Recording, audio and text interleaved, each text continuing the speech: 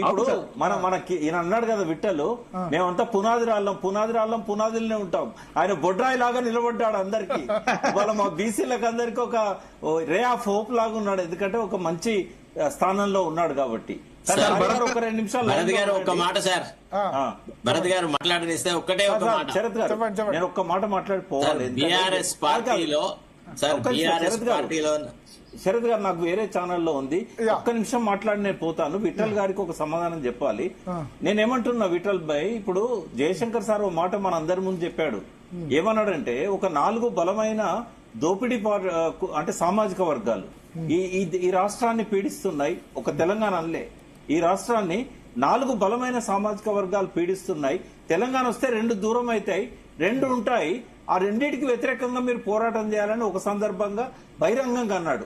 రెండవది ఏమన్నాడంటే దళిత బహుజన తెలంగాణ కావాలన్నా, సామాజిక తెలంగాణ కావాలన్నా, ప్రజాస్వామ్య తెలంగాణ కావాలా అన్నప్పుడు మన భూమి వేరే వాళ్ళ దగ్గర ఉంది, ముందు మన భూమిని మనం తీసుకున్న తర్వాత ఏ పంట అయినా వేసుకోవడం మీ ఇష్టం అన్నాడు. ఇక్కడ పొరపాటు మనం చేశాం. ఎందుకంటే నాది ఫక్త్ రాజకీయ పార్టీ, ఇప్పటి నుంచి ఉద్యమ పార్టీ కాదన్నాడు. మనమే సోయి తెచ్చుకొని గనక ఒక పార్టీని పెట్టున్నా, ఒక అస్తిత్వ వేదికను పెట్టున్నా ఇవాళ ఈ పరిస్థితి ఉండేది కాదు. మనం కేసీఆర్ తప్పట్టాల్సిన అవసరం ఉండేది కాదు. ఎందుకంటే ఆయన డిక్లేర్ చేశాడు నాది ఫక్త్ రాజకీయ పార్టీ. అంటే ఫక్త్ రాజకీయ పార్టీలు ఎట్లుంటాయో బీఆర్ఎస్ కూడా అట్లే ఉంటుందని చెప్పి ఎన్నికలకు ముందే చెప్పిన తర్వాత ఇంకా మనకు భ్రమలు ఎందుకు, ఆ భ్రమలతో కొనసాగడం ఎందుకు, ఆ భ్రమల నేపథ్యంలో ఆయన క్రిటిసైజ్ అంటే నేనేమంటున్నానే, నేను పార్టీలో లేను వెంకటస్వామి. నన్ను చెప్పని నీకే చెప్తున్నా,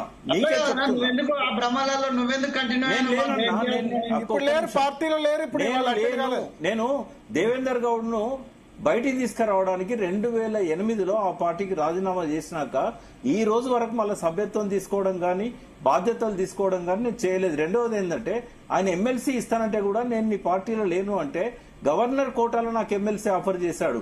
ఇది పార్టీ పదవి కాదు, గవర్నర్ కోటాలో ఒక ఇంటలెక్చువల్ గా నీకు ఇస్తా అంటే నాకు అది కూడా వద్దు. ఎందుకంటే నేను అది తీసుకున్నాను.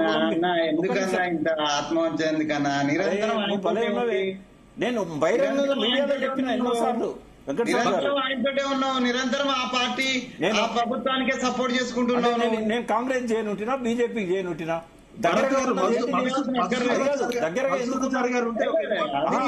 మాట్లాడితే ఎట్లా? నేను తీసుకోదలుచుకుంటే నేను ఆ పార్టీల పదవి తీసుకోపోదునా?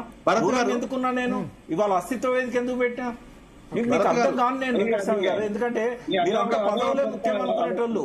నేను పదవులను ఎన్నడూ కూడా లెక్క చేయనండి. నేను తృణప్రాయంగా ఇచ్చిన చారిస్వామిని అడగండి, ఎమ్మెల్యే టికెట్ ఇస్తా అన్నాడు, డబ్బులు పెడతా అన్నాడు, నేను నిలబడలేదు. అన్నాడు డే 1 నుంచి మీడియాలో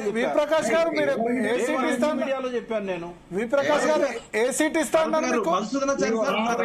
కేసీఆర్ ఫర్ ద లాస్ట్ అవునే ఇప్పుడు కూడా అప్పుడు కాదు, ఇప్పుడు కూడా నేను సపోర్ట్ చేస్తా. ఆయన తప్ప దిక్కులేదు తెలంగాణకు. తెలంగాణ కోణం నుంచి చూసినప్పుడు ఈ 3 పార్టీలలో ఎవరికి మద్దతు ఇస్తామంటే ఖచ్చితంగా కేసీఆర్ కే మద్దతు ఇస్తాం.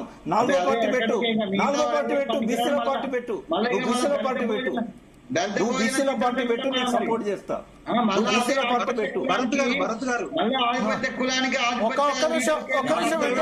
లేదు కదా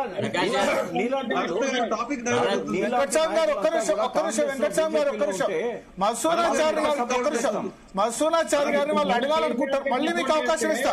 వెంకటస్వామి గారు ఒక్క నిమిషం. వెంకటస్వామి గారు ఇప్పుడు నువ్వు పార్టీ పెట్టుకుని రా, నేను జాయిన్ అవుతా. వెంకటస్వామి గారు ఒక్క నిమిషం.